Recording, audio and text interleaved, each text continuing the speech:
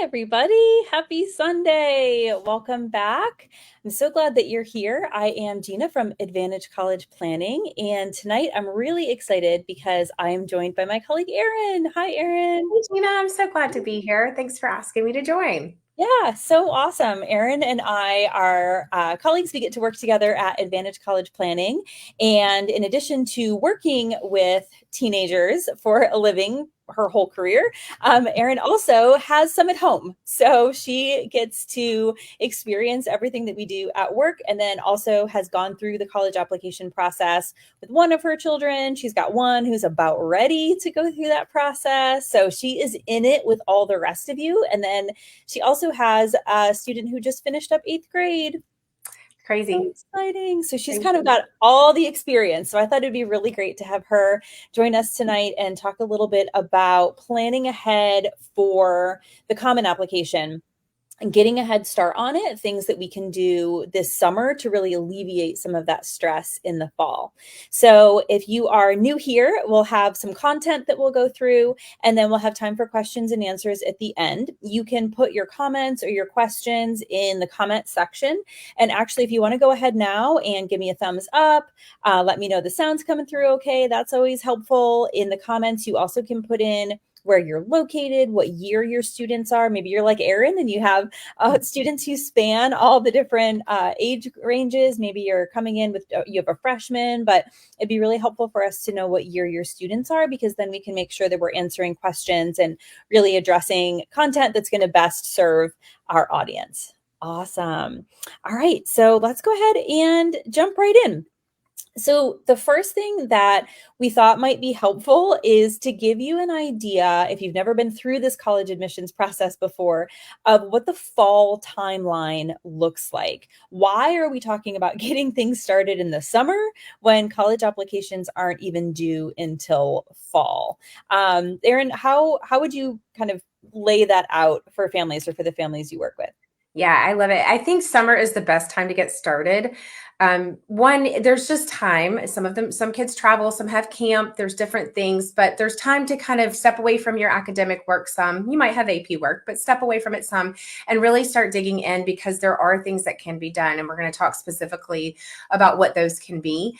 But getting that head start and that jump in the summer is so important, so your child and your student can enjoy being a senior. Yes, the deadlines are not until fall, and we will talk a little bit about that as well. But what we don't want is for them to wait to the last minute. And there are a handful of things they can do. And getting started over the summer is just super, super helpful. We work with students a lot over the summer. It's our busiest time. And it's my favorite time, because it's the one-on-one time that we get with these kids to really dig in deep and help them with things like the essay, resume, and some parts of the Common Application. Yeah, awesome. Yeah, first semester of senior years is busy in terms of like the students' agendas, right? Like AP classes or band or sports or whatever they do. But I found it's also really emotionally busy. Yes. Like, senior sunrise, and like it's our last first this and our last Yes. first that. Um, and so it's just really busy, and they want to be able to dig in and actually really enjoy those things. And so if they're also trying to add the bulk of their college application work into that time, it just becomes pretty emotionally heavy, as well as just in terms of their responsibilities and their planner heavy as well. Absolutely. Makes sense Yeah. to just get started as much as you can now. Yeah, absolutely. So there are three different areas that we wanted to talk about, that we came up with, that we felt like, okay, these are kind of the three big areas that we work on with our students at Advantage College Planning, and that we would recommend that you work with your student on over this summer. And that's around the college list, the Common Application, and their essay. So we're going to break those three things down. So the first is the college list. So I know, we work with students. Erin and I were talking right before we came on. We work with students as early as eighth grade. So some of the students I work with, we've been thinking about their college list for years at this point, and we're kind of ready to go. And then sometimes students are coming to us, like Erin has students who are just getting started like right now, or are planning to get started right after their finals are done. So everybody's kind of in a little bit of a different place, which is totally fine. And it's not too late, and you're not behind the game at all. but it's good to start thinking, what kinds of steps are you doing right now with the students who are just starting with you, thinking about a college list? Yeah, it's really fun. Also, I love this too because it's fun to get to know the students. We here at Advantage, we do a personality inventory, but really it's just a matter of sitting with your student and finding out what makes them tick, right? What are they good at? What do they really like? And also what do they not like? Because that's super important. And taking all that information and starting to figure out what type of setting, right? Or what type of academic setting. There's a couple different things. There's the academic setting and the social setting, and we want to make sure that both of those are a good fit. And so we start having conversations about what that looks like. What do they want out of a school? Do they want a certain type of school that has different activities that they already do, or new activities, or both? We do a lot of discussion and really kind of sorting through, if you will, to figure out what those strengths and things are to move forward. A lot of what we do also is talk through with the parents. What do you guys want? Do you want your student to stay close? Do you want them to go far away? Are you all in agreement? How do we work through that if not, right? And how do we come up with a balanced list? That is the thing that is most important, is the balance. I love when students come to me and have ideas of schools. I think it's great. I think especially if they're coming to me at this point and starting with me, it is likely that they already have a list started, and we will talk through why they have that list started. Maybe they've already done some visits. Maybe they've seen some places they like. That's also very helpful because it gives me an idea what other schools might be similar, right? No two schools are alike or very similar, all the same, but they might have some similarities. And I might be able to point out a couple schools that might be of similarity that they could visit. Another thing over the summer that can be done are visits. I really encourage students to visit with, and keeping in mind, it could be very different feeling on campus if summer school is not as heavily, sometimes campuses aren't as heavily populated like they would be in the fall or in the springtime. Keep that in mind, but you still get a really good sense for the actual feel of a campus. You can still go in dining halls. You can visit sometimes classrooms. It just depends. They're doing official tours all summer long. So I really encourage students to continue those all the way up until even the fall. You might go back and revisit schools. So creating that list is all about balance. And when I say balance, we want to have schools that are, challenging for that student and maybe a little bit harder. We want to have some target schools and we want to have some likely schools. So at the end of the day, I always say, I want students to have choices, right? I want them to sit with choices and not have the choices be made for them. So that's what I do with students, is really work on between now and when we start with the actual filling out some of that college specific information, which we'll talk about in a minute. I really want to help make sure that they feel confident and that they have a balanced list. Yeah, I love that. And I love the recommendation to do the visits. It's such a good point. The campuses are going to probably feel a little bit different right now than they would be in the fall because the students won't be there. But yeah, to your point, sometimes you can see spaces or colleges will revamp what their visit experience is in the summer because they know that you're going to be missing that student piece. So some colleges, especially smaller colleges, will revamp. Okay, in the summer, we want to give you an opportunity to talk to a professor, maybe who happens to be on campus, or maybe we set it up so that our student tour guides who are with us in the summer do like a chat and hang out with you just beyond the tour so that you can ask questions and get that student perspective. So sometimes you get a little bit of a different experience, which I think is really great too. Yeah, it's fun. You and I and Jordan, another colleague, went last summer to some schools in Virginia, and I still feel like we got a really good idea of what those schools offered. And sometimes the tour groups are smaller, which is nicer too, because if you go sometimes during the school year, they're large, and you have to get up front to make sure you hear everything. So I kind of liked that we were kind of a smaller group and really got some more personal attention. So visits are huge, especially this summer. Yeah. I also love that you highlighted the balanced list. Like that's such a big thing for us. And that, parents probably hear us throw that term out a lot, or you hear other people talking about a balanced list. But yeah, to your point, it's about making sure the student has options. And one of the reasons why this summer is a great time to balance that list is because now you've got just about all the information colleges are going to have when they're making a decision about your student's application, because grades are wrapping up. We know some schools are already done, some schools are getting into final exams. Within the next few weeks, you're going to have the full transcript, 9th, 10th, and 11th grade. That is what colleges are going to be seeing. And so you can see, okay, here are the strengths of my application academically. Here are some things maybe that might hold me back a little bit for the school or the major that I'm looking at. And you might need to adjust your list accordingly. And then some of you as well have already taken your tests for SAT or ACT, or you're planning on wrapping those up this summer. So again, that's that last, quantitative data point that colleges are going to have. So now you've got the numbers, for better or worse, here we are. And so now it's time to start seeing how do those things balance out. And if you want to know more about creating a balanced college list, you can look back. We have another recording a little further down. My colleague Lindsay and I, about a month ago, did a Facebook Live on balanced college lists. So that's definitely a good one to check out. Awesome. All right. So now let's talk about the Common App. The Common application. So that's the platform that most students will be using to apply to most colleges. There are some colleges that are not on the Common application, either because they are part of a consortium of universities that use their own application, or just as an individual institution, they use their own. But most schools are on the Common App. So that's something that students can get started now. What do you think the benefit of that is, Erin? Again, just getting started. I mean, getting some things out of the way. There's several pieces and parts to the Common application, and one of them is the kind of general information, which you're going to show everybody here under the Common App tab. This stuff lives here and doesn't change, right? So you can start filling out this information now. And we always suggest now's a good time, especially in the summer, the family information. Sit with your child or your student and help them start filling out that information, because there will be some information that they won't know. Sometimes it asks what your job is, or what degree you've gotten, and they may not know. And sometimes that's a really fun conversation to have with your kids. When you ask them, what do I do for a living? They don't always know. Or what did I get my degree in? They don't know. And it's a great starter for conversations about majors. But that piece is just already there. You might as well go ahead and sit with your child at a non-stressful time this summer. You can chunk this out a little bit at a time. It doesn't have to be done all in one sitting, although it's not terribly difficult. But that main Common App tab kind of lives there, if you will. It doesn't flip over, and we'll talk about the other sections in a minute. The education tab as well. There's some information on there. Once you get your final transcript, you can enter in your school and maybe the courses you're taking in the fall. Some of those things can already be done once you've gotten that information.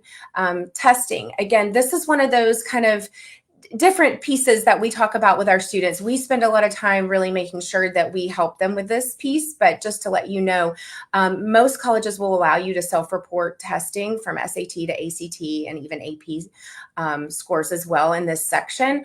And again, we have noticed that the UNC system has not officially decided what they're going to do, although we're pretty sure they're going to leave it up to the institutions, or possibly some form of that.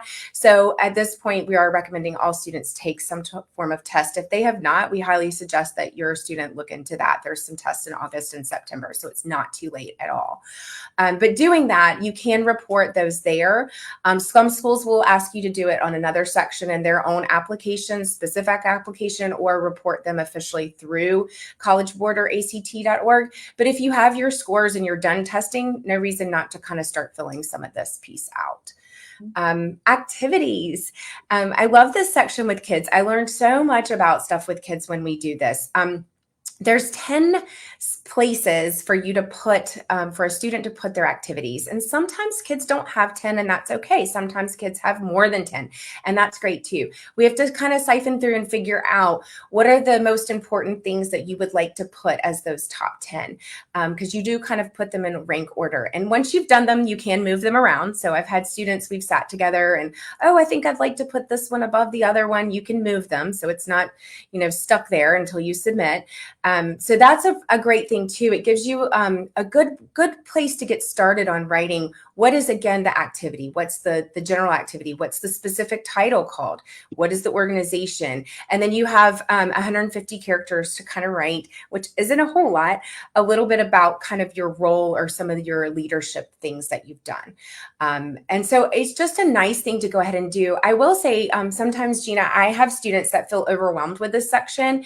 So we sometimes just get a Google Doc, a blank Google Doc, and I put 9th, 10th, 11th, 12th, and I have them go through each year, and we talk through, what have you done in ninth grade? What have you done in 10th grade? Inside of school, outside of school, clubs, organizations, church, whatever it is, and summer, all of those things. And then I ask them to show it to their parents, Mm-hmm. because I will tell you, I learned this with my own child who did this years ago. They don't always remember everything. They really don't. And so sometimes mom's like, wait a minute, you got this award. Did you not remember that? And they don't, for some reason, remember it. So I always do that as a starter, kind of that blank document to kind of get their thoughts together. Then we go through and highlight, which ones do you want to put where? What's of most importance to you that you would want them to see first, second, third?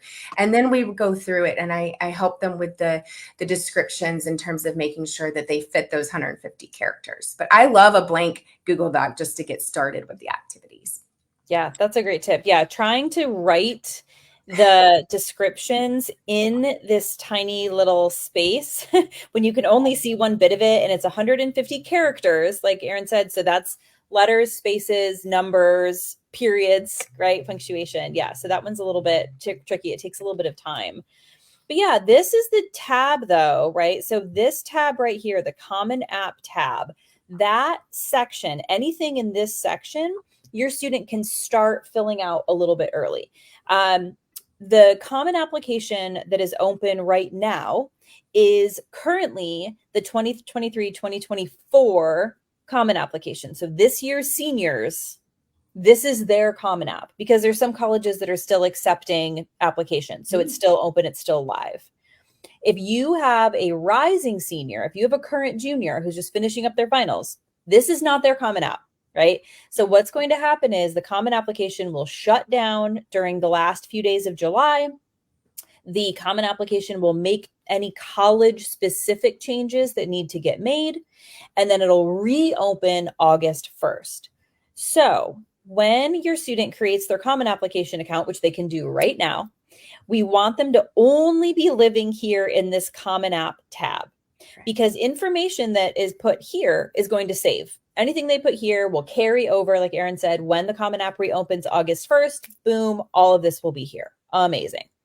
What will be erased would be anything that's specific for any colleges that your student adds. Mm-hmm. So if your student adds a school to their list and starts taking the time to fill out all of this college specific information, and maybe looks at the essays, right? The supplemental essays that college has, those are likely to change with the new application. So the only thing we're talking about right now is in this Common App tab. And in the education section, the other thing that could potentially change could be the student's GPA at the end of this year, but also the student's class rank. So if you are in a district that does add a class rank to the student's transcript, it's possible that class rank will be updated in the fall. So we tell students, when it comes to adding your graduation size, your class rank, your GPA, your current classes, that means your senior year classes. So don't fill that out until we get a little bit closer to the start of the year and you have that most up-to-date information. But the profile, the family, some of the education, testing if you're done with testing, and then the activity section, all of those are fair game, and you can go ahead and get started on those, which is really exciting. Yeah. So then the next thing is what we are in the thick of with our students right now. We just had workshops today in both our Apex and Raleigh offices for essays. Yes. Yay. So overview of essays. Erin, could you give us a little heads up on that? This is, again, the story that they're going to tell. And we do a lot of work with kids in the group setting to start, but we really do a lot of one-on-one. But with your student at home, again, helping them not just write an essay that's a list of their activities. We want to make sure that's already going to be there, right? So most of us that work at Advantage have read for admissions offices at some universities, and we know what it's like to read through stuff that you've already seen on the application. So being authentic, being yourself, yourself, finding something that's a little different. I always tell kids, if you're funny, be funny. If you're not, don't, things like that. Be yourself and find something that really is unique to you that you can write about, and find something that tells a little bit of a story to that person on the other side of the computer screen, that they wouldn't know otherwise from looking at your grades or just looking at your test scores or looking at your, what you've taken for coursework or even your recommendation. Sometimes it's just something that's a little bit unique about yourself. So we really feel like getting a start on this in the summer is huge. If you can get started on and even finish this main personal statement, it's huge. And the Common App has 7 different prompts. Mm-hmm. So students can choose the prompt that they would like to write about. And they haven't changed most for several years. They've been, the same questions, but they're really interesting questions. So sometimes I have kids that feel really strongly about one that they read that they just have to write about. And I think then that's important. We talk through why. For the most part, we tend to have our students look at number 7 because it's more open-ended. It's share an essay of a topic of your choice. It can be one you've already written, or the response to a different prompt, or your own design. It gives a little more of an open-ended form, and students have a little more flexibility. Now, that being said, if your student is really, really adamant about writing on one of those others, then I say go for it, because that's why they're there, right? But it does give a little more flexibility with that 7th choice, if you will, number 7. Again, just making sure that the kids spend some time on this. This isn't something to be done, last minute, which is again why we suggest the summer. We want, several drafts. We want kids to typically use Google Docs. They're used to that anyway, and it's helpful for them. But just making sure that they feel really good about the end product, that they feel like, again, if I were to step away after reading your entire application, your essay is going to give me a couple different things, maybe core values or some things about you as a person that I would not have maybe seen otherwise. And that is so important. So that's kind of where we are right now, is we're getting these kids brainstorming and thinking and churning and coming up with things that are important to them, and why are they important to them? What are their values? What are their core values? And what do they stand for? And how do we get them to exhibit that in an essay? So that's what we're doing at the moment. And then we will have them write all summer and get a finished product, so that when we talk about the supplemental essays in a few minutes, that they have time to really focus on those. Exactly. And this is a maximum of 650 words for this Common Application personal essay. A lot of times high school students are used to having a minimum that they have to hit. And so with this one, we tell them, no, like this one has a maximum.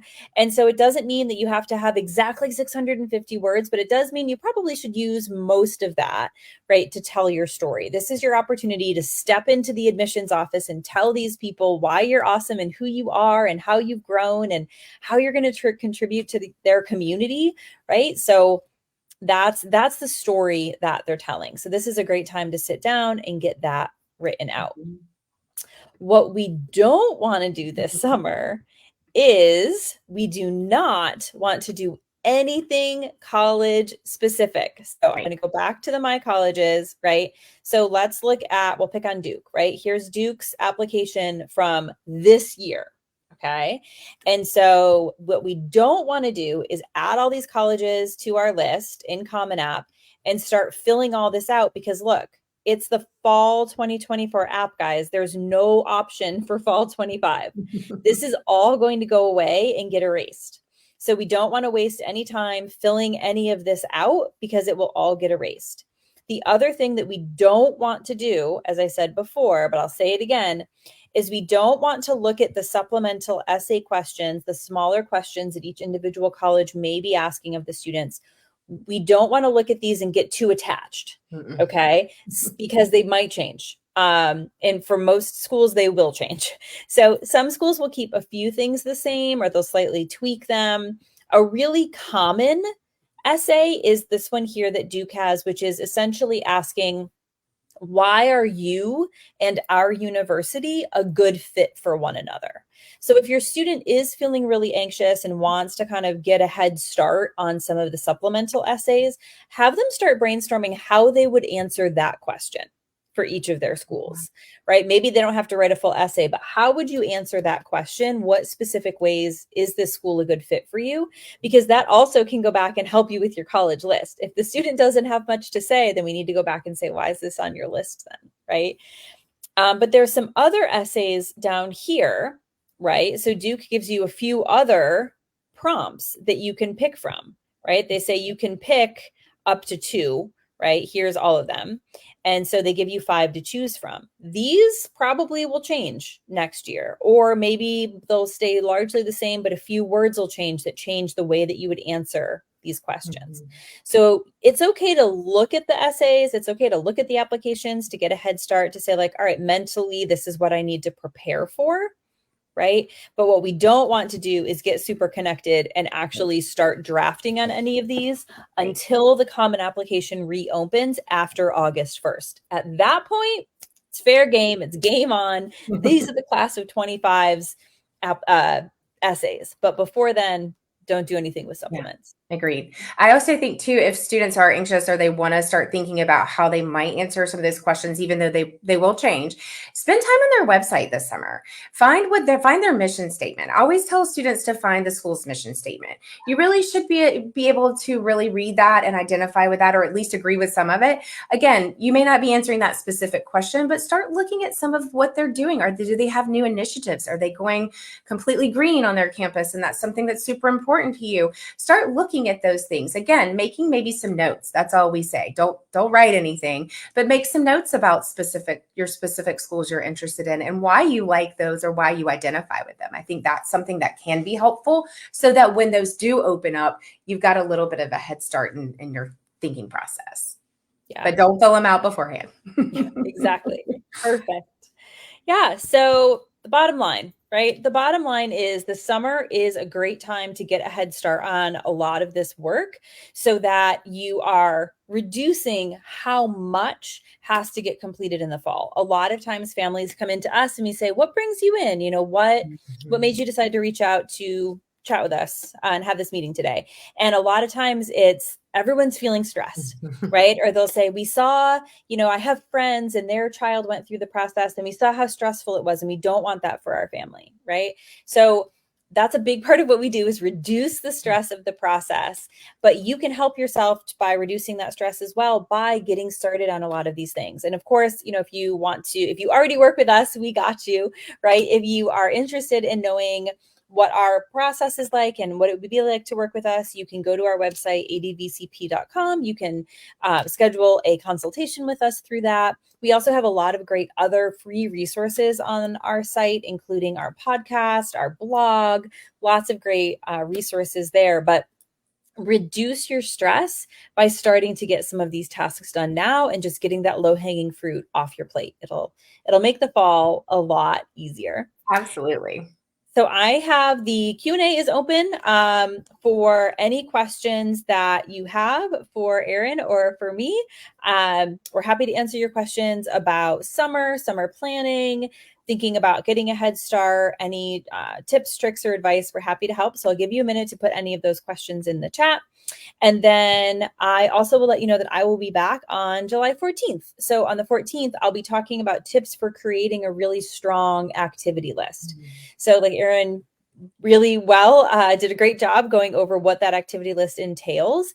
And it looks like something you might just fill out really quick, like resume style. This is what I did. And you can do it that way, but you might be leaving something on the table doing it that way. So there's some tips that over the years we have honed to help students create really strong activity lists to really help themselves showcase their qualities and their strengths and their experiences. So definitely tune in for that. That will be at 7:00 on July 14th. Awesome. All right. Well, thanks so much for joining us tonight. Yes, we really appreciate it. Thanks for Hope having you all me. have a great week. We'll see you next time. Thanks, Bye. Erin. Bye. Bye.